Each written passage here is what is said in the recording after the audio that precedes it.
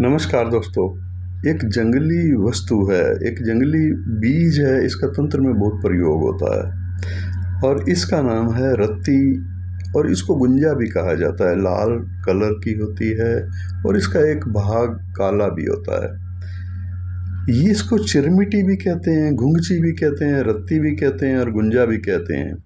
ये सब एक ही वनस्पति के नाम हैं। ये काली मिर्च से थोड़ा बड़ा साइज लेकिन थोड़ा लंबे शेप में होता है और साधारण भाषा में ये गुंजा के नाम से भी जाना जाता है। तो ये गुंजा बड़ी कमाल की चीज़ है और तंत्र प्रयोगों में, अनेक तंत्र प्रयोगों में इसका इस्तेमाल होता है। प्रभावशाली भी है, लेकिन ये पॉजिटिव एनर्जी इसके अंदर है, मतलब नकारात्मक एनर्जी को दूर करने वाली शक्ति है इसमें। इसका प्रयोग किसी को हानि पहुंचाने के लिए नहीं होता। इसका प्रयोग नज़र दोष, टोना टोटका या इस प्रकार के नेगेटिव प्रभाव को दूर करने के लिए अक्सर सदियों से किया जाता है। ये 3 प्रकार की होती है। एक इसका प्रकार है लाल और दूसरा प्रकार है बिल्कुल सफ़ेद और काला। ये 3 प्रकार तो अलग अलग हो गए। और फिर जो साधारण रूप से ये बहुत मात्रा में पाई जाती है और उसको भी बड़ा प्रभावशाली महसूस किया गया है, वो है लाल रंग की। उसका एक पार्ट काला होता है। यही गुंजा ही ज़्यादातर दिखने को मिलता है। तो इसका तंत्र साधना में भी प्रयोग होता है, लेकिन तंत्र साधना के लिए ज़्यादातर सफ़ेद रंग की, जो कि बिल्कुल ही सफ़ेद हो, ऐसी गुंजा का प्रयोग भी होता है कुछ विशेष तंत्र साधनाओं में। और कुछ विशेष तंत्र साधनाओं में बिल्कुल जो लाल हो, कहीं भी उसमें कालापन ना हो, तो उसका प्रयोग भी होता है। और कईयों में बिल्कुल काला, यानी पूरी तरह से काली गुंजा का प्रयोग भी होता है। काली गुंजा विशेष रूप से दुर्लभ और बहुत ही उपयोगी वस्तु मानी जाती है। काली गुंजा का प्रयोग रोहिणी नक्षत्र और शुक्रवार के दिन किया जाता है, या फिर कृष्ण पक्ष की अष्टमी हो, या फिर हस्त नक्षत्र हो, या स्वाति नक्षत्र की चतुर्दशी हो, या फिर शतभिषा नक्षत्र की पूर्णिमा वाले दिन रवि पुष्य योग हो, तभी इससे पूर्ण लाभ उठाया जाता है। तंत्र क्रियाएं जो पॉजिटिव कार्य के लिए की जाती हैं, सकारात्मक प्रयोजन के लिए की जाती हैं, उनमें इसका प्रयोग खूब होता है। तभी इस वनस्पति से पूर्ण लाभ की आशा की जा सकती है, अगर सही ढंग से इसका मिल जाना ज़रूरी है। यानी बिल्कुल काली हो तो पूरी तरह से काली, सफ़ेद हो तो पूरी तरह से सफ़ेद हो। तो इस तरह से इससे लाभ की आशा की जा सकती है। ये जंगलों में बरसात के मौसम के बाद बहुत मात्रा में पाई जाती है। इसकी पत्तियां आकार में इमली की पत्तियों जैसी होती हैं। इन पत्तियों का स्वाद बहुत तीक्ष्ण होता है। लाल गुंजा का उपयोग, अब लाल गुंजा का मतलब यह है कि इसका 70 या 80% भाग लाल होता है और 30-1% भाग जो है ये काला होता है। एक साइड में ये काली होती है। तो इसका प्रयोग भी बहुत शानदार है और इसका प्रयोग कई जगह पर किया जाता है। आपने इसको देखा भी होगा। लाल गुंजा स्वर्णकार लोग इसको आभूषण को तोलने में भी प्रयोग में लाते रहे हैं, लेकिन अब तो इलेक्ट्रॉनिक कांटे हो गए या बाट हो गए, तो अब इनका प्रयोग बहुत कम किया जाता है। लेकिन पुराने ज़माने में रत्ती का प्रयोग किया जाता था। इसी को रत्ती कहा जाता था, मतलब तोलने के लिए बाटों के रूप में इसका प्रयोग किया जाता था।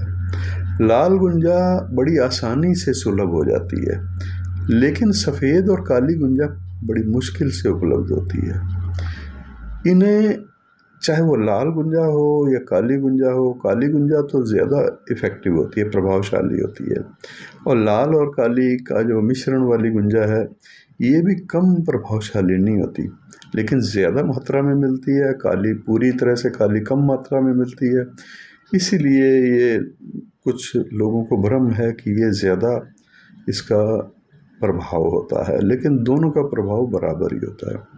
तो गुंजा को लक्ष्मी प्रदायक भी माना गया है। तंत्र शास्त्र में गुंजा कल्प का भी एक विशेष महत्व है। इसमें 3 प्रकार की गुंजाओं का प्रयोग भी किया जाता है अलग अलग कार्य के लिए, या फिर कोई भी गुंजा का प्रयोग करना एक ही बात है। हम अगर ऐसा समझें तो बिल्कुल ठीक बात है। काली गुंजा को एक साथ कपड़े में पोटली बांधकर अनाज के भंडार में रख देने से उस घर में कभी अन्न धन की कमी नहीं होती, ये एक मान्यता है। पर वो पूरी तरह से काली गुंजा के लिए ये मान्यता है। वैसे अगर आप लाल और काली गुंजा को भी इस तरह से रख लें तो उसका प्रभाव भी बिल्कुल उसी प्रकार से आपको मिलेगा। तो इसका मतलब है कि 5-7 काली गुंजा या फिर लाल काली गुंजा, इसको एक कपड़े में बांध करके और उसको धागे से बांध दीजिए कपड़े को। तो ऐसी पोटली को अगर कमर में बांध लिया जाए, जिसको भ्रम की शिकायत हो, भ्रम का मतलब आयुर्वेद में भूत बाधा कहा गया है। भूत बाधा को आयुर्वेद शास्त्र इस तरह से लेता है, यानी उसको भ्रम की स्थिति होती है, उसको वहम होता है कि मेरे को भूत प्रेत परेशान करते हैं, दिखाई देते हैं। दरअसल एक मानसिक बीमारी है।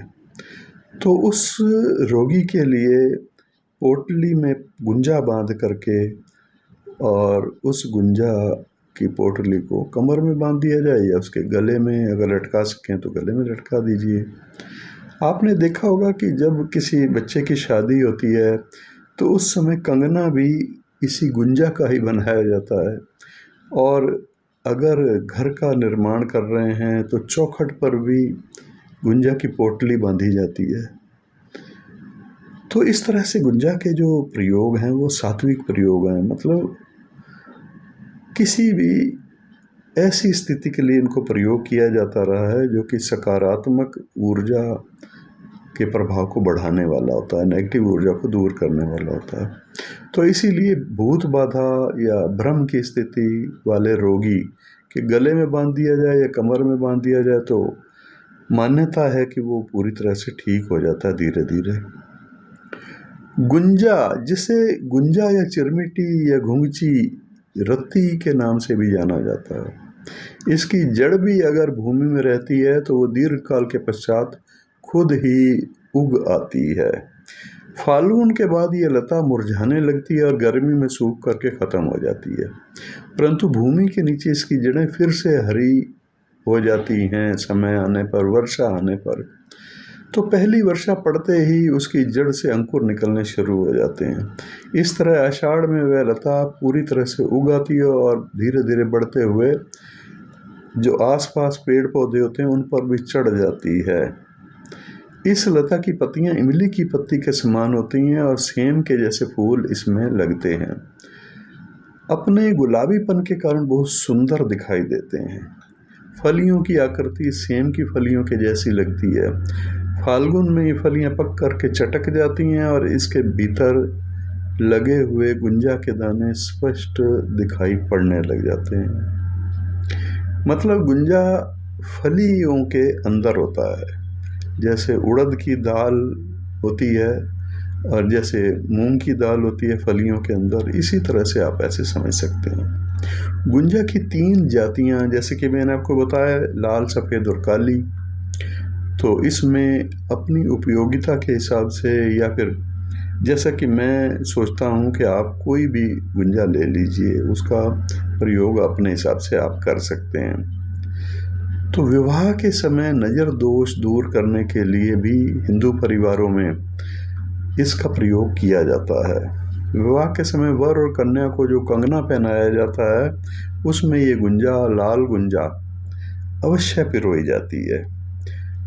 वस्तुतः ये एक तांत्रिक प्रयोग ही है जो वर और कन्या की सुरक्षा और समृद्धि और सुखद दाम्पत्य जीवन के लिए किया जाता है। इसे मनकों के रूप में पिरोकर माला भी बनाई जाती है। आदिवासियों का तो ये प्रिय आभूषण है। वे हीरे मोती के महत्व को नहीं जानते, इसलिए तो जंगल की वनस्पतियों ही उनके लिए बहुमूल्य रत्न की तरह से हैं, आभूषण हैं वो। शास्त्रों में कहीं कहीं उल्लेख मिलता है कि भगवान श्री कृष्ण भी गुंजा को धारण किया करते थे। गुंजा माला की चर्चा अनेक शास्त्रों पुराणों में मिलती है। जो भी हो, गुंजा का उपयोग सबसे अधिक तंत्र के क्षेत्र में किया जाता है। गुंजा के अनेकों तांत्रिक प्रयोगों का वर्णन अलग अलग ग्रंथों में भी उपलब्ध होता है। जैसा कि इस वीडियो के शुरुआत में मैंने आपको बताया कि गुंजा 3 प्रकार की होती है। इसकी 3 जातियां हैं, काली, सफ़ेद और लाल। और चौथी जाति का उल्लेख भी कहीं कहीं प्राप्त होता है। ये पूर्ण रूप से लाल होती है। इसमें काले रंग का चिन्ह नहीं पाया जाता, वो वाला लाल रंग।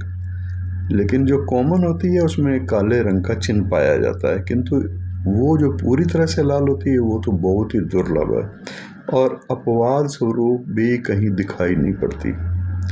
तंत्र साधना में उसे बहुत ही प्रभावशाली, उपयोगी और मूल्यवान दुर्लभ वस्तु कहा जाता है। वैसे दूसरे नंबर पर पूर्ण रूप से जो काली है उसका मूल्य है, वो भी मूल्यवान कही जाती है। पूरी तरह से जो काली है, ये पूरी तरह से जो सफ़ेद है उसको भी फिर तीसरे नंबर पर पूरी तरह से मूल्यवान माना गया है। किंतु उसके स्थान पर काली और उसके अभाव में सफ़ेद और उसके स्थान पर फिर तीसरे नंबर पर लाल गुंजा का प्रयोग भी किया जा सकता है।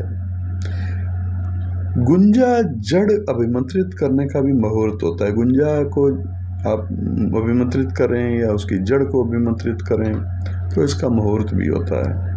कोई भी कार्य हो, उसकी सफलता उसके प्रयोग के समय को मुहूर्त कहते हैं और मुहूर्त पर ही उसकी सफलता निर्भर करती है।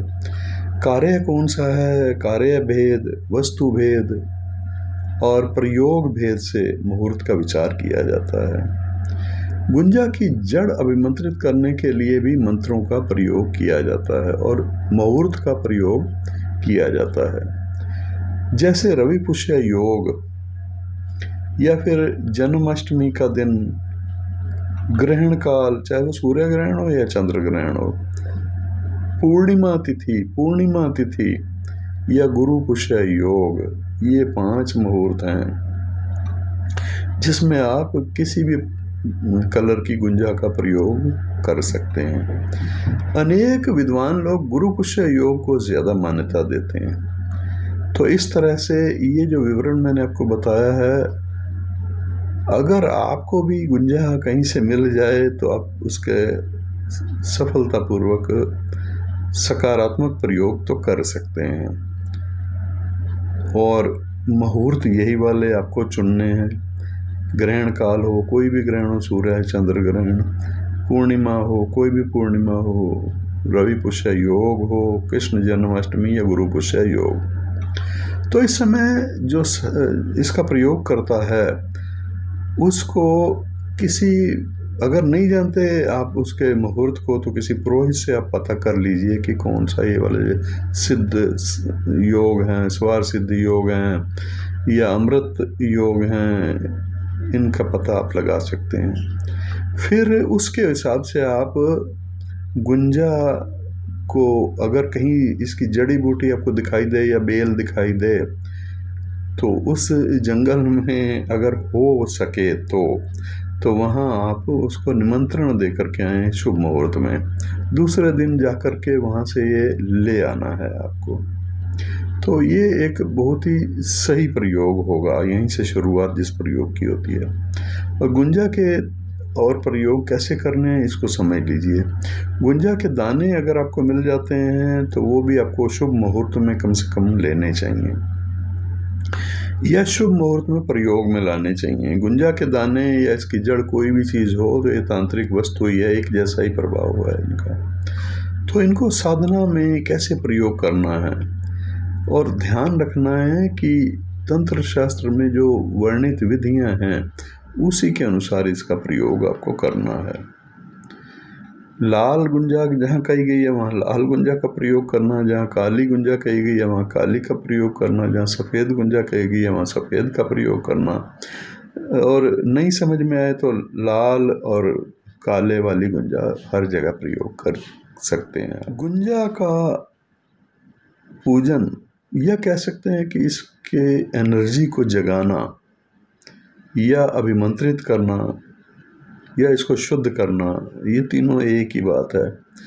तो इसमें क्या करना चाहिए, सबसे विधि है वो आप समझ लीजिए क्या है। तो ये जो 5 मुहूर्त आपको मैंने बताए, इसमें से किसी भी मुहूर्त में आप गुंजा को प्राप्त करके या सामने रख करके कर सकते हैं इस विधि के द्वारा इसको अभिमंत्रित। तो इसमें जो मंत्र है ओम क्रीम होम फट स्वाहा। करना क्या है कि सामने आप इसके 108 दाने या 1000 दाने, 500 दाने, जितने भी आप उसका प्रयोग अलग अलग समय पर करना चाहते हैं, उनको एक साथ ही आप वो अभिमंत्रित कर सकते हैं। फिर ये सामने रख लीजिए आप उतने दाने और धूप दीप जला करके 108 बार ये जो मंत्र मैंने आपको बताया, इस मंत्र को बार बार पढ़ करके 108 मंत्रों से फिर आप इसको अभिमंत्रित कर सकते हैं। उसके बाद वे लाल वस्त्र में बांध करके कहीं सुरक्षित रख दें। जब जहाँ आपको प्रयोग में लाना है वो आप उस किसी भी शुभ मुहूर्त में इसका प्रयोग कर सकते हैं। आवश्यकता पड़ने पर शुभ मुहूर्त में इसके कुछ दाने ले लें और 11 बार फिर उसी मंत्र से अभिमंत्रित करके उसका प्रयोग कर लें। इसमें एक प्रयोग आता है सम्मोहन प्रयोग। सम्मोहन का मतलब है कोई व्यक्ति ऐसा है जो आपके कार्य को बिगाड़ रहा है, कोई कार्य आपका है उससे वो आपके लिए विरोधात्मक विचार रखता है, तो उसके विचारों को आप सकारात्मक कर सकते हैं। तो इसी को सम्मोहन कह सकते हैं। लाल गुंजा को ले लीजिए आप, 11 पीस ले लीजिए जो अभिमंत्रित करे थे आपने, और गुलाब जल के साथ पत्थर पर घिस करके फिर उस पेस्ट से आपको तिलक करके उसके सामने जाना है। तो इससे क्या होगा, सम्मोहन की शक्ति तो वैसे हर इंसान के अंदर कुदरती होती ही है, लेकिन कईयों में सुप्त अवस्था में होती है, कईयों में बहुत कम होती है, कईयों में काफ़ी ज़्यादा अपने आप ही होती है। तो इस सम्मोहन की शक्ति को बढ़ा देता है ये पेस्ट का तिलक। अगर इस पेस्ट का तिलक अगर आप लगाते हैं, आप चाहो तो इस पेस्ट के साथ आप रोली मिला करके, चंदन मिला करके उसको मिक्स करके भी आप लगा कर जा सकते हैं। तो इस तरह से ये प्रयोग हो गया सम्मोहन प्रयोग, जो तिलक लगाना आपने। फिर आगे है सौभाग्य वृद्धि प्रयोग। इसमें आपको सफ़ेद गुंजा कहा गया है, लेकिन आप कोई भी गुंजा ले सकते हैं, लेकिन विशेष रूप से जो कहा गया है वो सफ़ेद गुंजा। सफ़ेद गुंजा के कुछ दाने लेकर गाय के दूध के साथ इसको घिस करके फिर इसका तिलक लगाना है। तो इससे सौभाग्य में वृद्धि होती है और मान सम्मान की प्राप्ति होती है। यानी किसी सभा में जाना है आपने, किसी बहुत से लोगों का समूह है, वहाँ आपको मान सम्मान की प्राप्ति के लिए गाय के दूध में भिगो करके रात को रख दीजिए, सुबह उसको घिस करके और उस पेस्ट का तिलक आपको लगा करके जाना है। उसमें चाहे तो आप रोली भी मिक्स कर सकते हैं, और ये तिलक बहुत ही सौभाग्यशाली होगा। फिर इस गुंजा का प्रयोग भविष्य दर्शन के लिए भी किया जाता है, लेकिन बड़ा जटिल प्रयोग है। उसके लिए आपको लाल गुंजा को लेना है, प्योर जो लाल होती है, यानी उसमें कालापन नहीं होना चाहिए। तो ऐसी गुंजा मैंने तो देखी नहीं, अगर है कहीं तो बहुत ही दुर्लभ है। पर मैं तो कहूँगा कोई भी गुंजा आप ले लीजिए, जो कॉमन है वही ले लीजिए, उसका भी प्रयोग काफ़ी हद तक सफल होता है। भविष्य दर्शन के लिए इसका प्रयोग कस्तूरी के साथ घिस करके बनाया गया जो लेप है, उस लेप का तिलक लगाने से भविष्य का दर्शन होता है। कब होता है? ये सोपन में होता है। आने वाले समय के आपको नज़ारे दिखाई देने लग जाते हैं, क्या होने वाला है आने वाले समय में। तिलक रात को लगाना है आपने, और इस प्रयोग को करके आप अवश्य इसको चकित हो गए। तो इसको प्रयोग करेंगे तो विश्वास के साथ करेंगे तो ज़रूर आप आश्चर्यचकित हो जाएंगे। इसके बाद फिर है सौंदर्य वृद्धि के लिए भी इसका प्रयोग किया जाता रहा है। तो इसके लिए गोरोचन में इसको मिक्स किया जाता है, इसकी पेस्ट को। या फिर ऐसा भी कर सकते हैं कि महिलाएं गोरोचन में इसको मिक्स करके उसका तिलक या फिर बिंदी लगाएं, तो ये बिंदी अपने पति को खास करके आकर्षित करने के लिए प्रयोग में लाई जाती रही हैं। जिन महिलाओं के पति का लगाव कहीं और दिखाई देता है उनको, या ऐसा कोई डाउट्स है, शक है, तो वो आकर्षित करने के लिए, अपने पति को आकर्षित करने के लिए इस प्रभावशाली प्रयोग को कर सकती हैं। इस प्रयोग के लिए आप काली गुंजा का प्रयोग करें तो वो कुछ ज़्यादा ही असरदायक होगी। उसका प्रयोग आकर्षण को बहुत जल्दी प्राप्त करवाने वाला होता है, यानी आकर्षित होने वाला प्रभाव जो है वो बहुत तीव्र होता है। तो ये जो काली गुंजा है ये अभिमंत्रित होना बहुत ज़रूरी है। जैसा कि मैंने छोटा सा मंत्र पहले बताया है, ओम क्रीम ह्रोम फट स्वाहा, इस मंत्र से आपको 108 बार अभिमंत्रित करके ही प्रयोग करना है। फिर है शत्रु स्तंभन। अब शत्रु स्तंभन का मतलब है जो भी आपका विरोधी है या किसी प्रकार से आपके नुकसान पहुंचाने की सोचता है, तो ऐसे व्यक्ति को वहीं रोक देना, मतलब वो अपनी शत्रुता को, उसकी शत्रुता से आपको कोई हानि ना पहुंच जाए, ये है इसका मतलब शत्रु स्तंभन। तो इसमें क्या करना है, आपने काली गुंजा को काली गाय के दूध के साथ घिस करके, अब यहाँ ध्यान रखना है आपको, काली ही गुंजा होनी चाहिए, प्योर काली, और काली गाय के दूध के साथ ही आपको घिस करके फिर इसको अपने शरीर में कुछ खास मर्म स्थान है वहाँ पर इसका लेप थोड़ा सा लगा लेना है। तो वो मर्म स्थान कौन से हैं? अगर मर्म स्थानों की जानकारी आयुर्वेद शास्त्र से आपको मिल जाए तो अच्छी बात है, नहीं तो फिर शरीर में जो भी मर्म स्थान है मैं आपको बता दूंगा, आप कमेंट्स बॉक्स में उसके लिए मेरे से संपर्क कर सकते हैं। कमेंट्स करके ही आप संपर्क करेंगे, मैं कमेंट्स का रिप्लाई आपको कर दूंगा।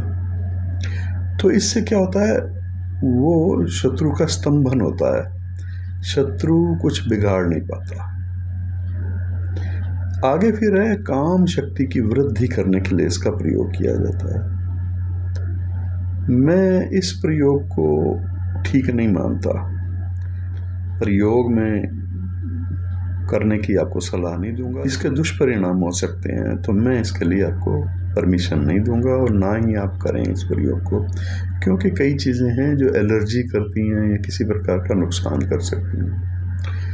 फिर एक प्रयोग है संतान प्राप्ति के लिए भी गुंजा का प्रयोग किया जाता है। इसमें सफ़ेद गुंजा के 11 बीजों को लेकर के, और वो सफ़ेद गुंजा जो है वो अभिमंत्रित होने चाहिए, वो बीज 11 बीज। तो इसको किसी ताबीज़ में रख करके, और फिर चांदी की ताबीज़ में रख लीजिए, उसको भर करके मंत्र से सिद्ध करवा लीजिए, किसी विद्वान से संतान प्राप्ति वाले मंत्र से आप सिद्ध करवा लीजिए। तो उस मंत्र से सिद्ध करवा करके गर्भवती स्त्री अगर कमर में बांधे तो उसकी संतान निरोगी जन्म लेती है, यानी संतान को कोई कष्ट नहीं होता जन्म के समय, या उस महिला को कोई कष्ट नहीं होता संतान के जन्म के समय, प्रसव के समय। ये इसका प्रयोग विशेष रूप से कहा गया है। सफ़ेद गुंजा के 11 दाने ताबीज में लेकर के रक्षा करता है ये, यानी गर्भ की रक्षा के लिए ये बहुत ही शानदार तांत्रिक प्रयोग है सफ़ेद गुंजा का। तो आज की जानकारी कुछ विशेष लगी तो आप ज़रूर चैनल को सब्सक्राइब कर लीजिएगा या अपने मित्रों को भी शेयर कर दीजिएगा। ऐसी ही बहुत सारी दुर्लभ वस्तुएं हैं या दुर्लभ मंत्रों के तांत्रिक प्रयोग हैं, समय समय पर मैं आपको इसी चैनल पर देता रहूँगा। चैनल पर बने रहिए, चैनल को सब्सक्राइब कर लीजिएगा। नमस्कार।